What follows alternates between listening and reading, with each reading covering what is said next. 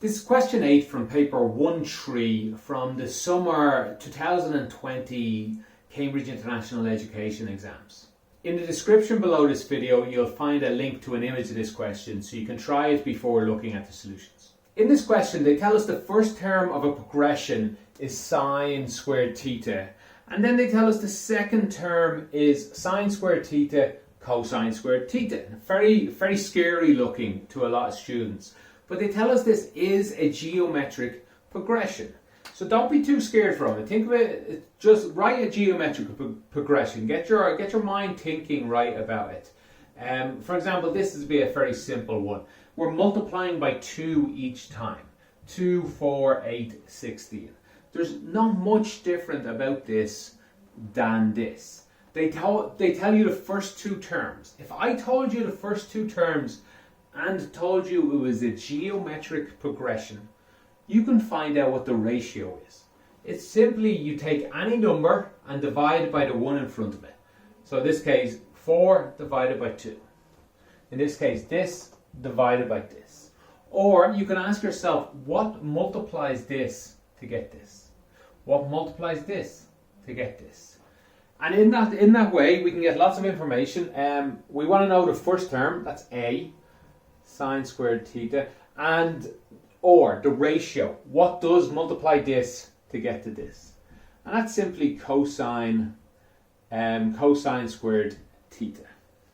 Now, that's pretty much all we ever need to know about geometric progression, and we can find anything they ask us.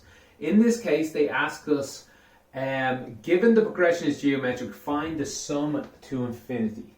So the sum to infinity. We do have an equation for the sum to infinity that is equal to a divided by 1 minus or. In this case, it's just these numbers here. So let's write that again. Sine squared theta divided by 1 minus cosine squared theta.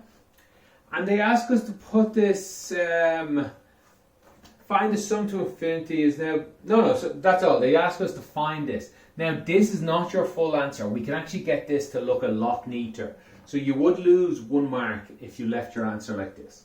The thing the examiner wants you to notice right now is one thing, it's given to you in your formulas, but it's something that should always be on the front of your mind.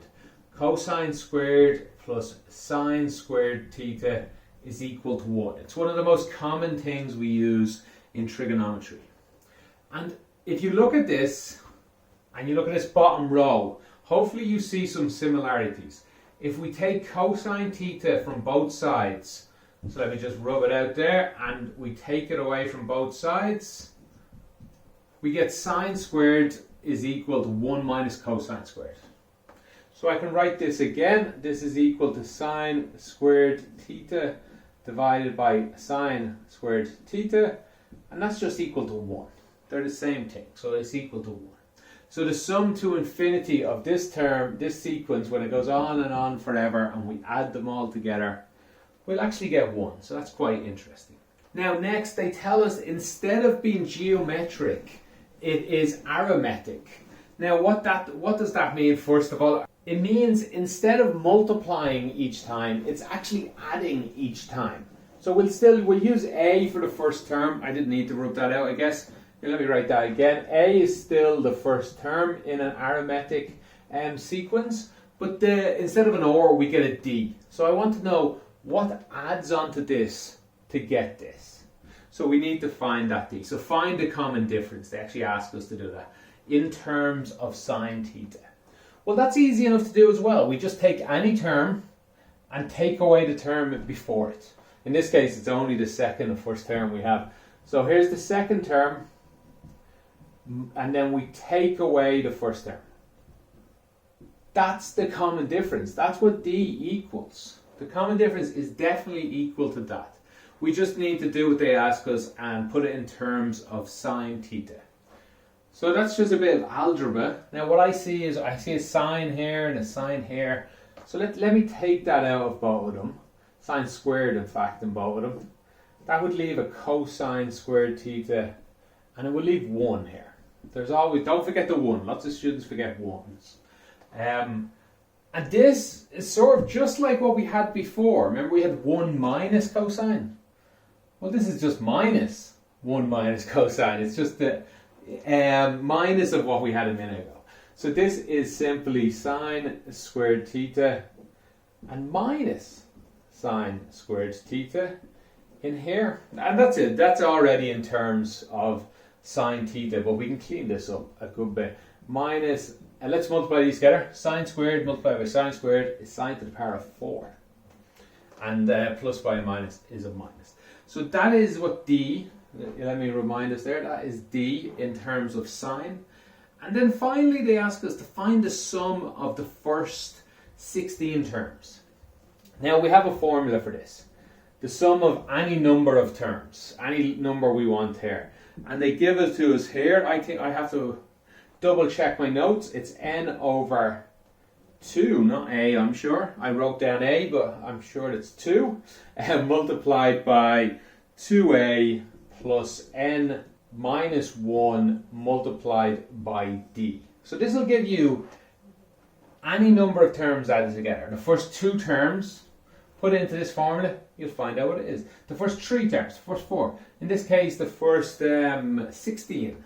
So S16, they want to know. So that's just equal to 16 divided by 2. 2 multiplied by the first term, and that is sine squared theta. Plus 16 minus 1. To save a bit of room, I'll just write 15 there. 16 minus 1 is 15. Multiplied by d, and d is minus sine to the power of 4 theta. Let's start cleaning this up a lot here. We get 8, and this is still 2 sine squared theta. This becomes a minus multiplied by this plus, and we get 15 sine to the power of 4 theta. Let's see, we can clean this up more. Let's take sine squared out of everything. 8 is already out of everything. Let's take a sine squared out of everything. What does that leave? It leaves 2 still there. Minus, there's a 15 still there, and there's still 2 more sines in there. Right, what else can we do? Oh, yeah, of course, I forgot what they told us what theta is equal to. So let me write that up here. Theta is equal to pi over 3. And that then tells us the sine theta is equal, let me check my notes, it's square root of 3 over 2. And that also tells us the sine squared theta is equal to 3, square root of 3 squared is 3. Square root of, 2 squared is 4. Okay, so I can replace a lot of these numbers. That's 8, 3 over 4, multiply, let's put a few brackets in here, 2 minus 15, 3 over 4. Now calculator, put all that into a calculator and you'll get your answer. Let me do it a little bit old school. We will get 6 out here. Inside the bracket, instead of 2, I'll write 8 over 4. It's the same thing, it's just 2. It's just easier to do a sum here.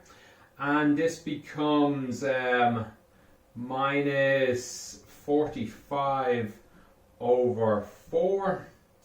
This is all equal to, let's see, 40, that's 45 minus 8 is 37 over 4 times 6. Goes in 3 times, goes in 2 times. 3 times 37 is 111 over 2. And that is the answer you would have got if you put all this into a calculator. Don't worry, you won't lose marks for doing it this way. In fact, I do recommend doing it on the calculator. Well, I probably recommend doing it both ways. Do it this way, gives you good practice for a bit of arithmetic, a bit of fractions. But also do it on the calculator. Like the calculator, if you are good, unless you make mistakes, put it in the calculator, of course. Do it both ways, get good doing both ways. Make sure you get the right answer, the same answer, each way you do it. Okay, thank you for watching. If you have any further questions on this question, let me know in the comments below and I'll do my best to help.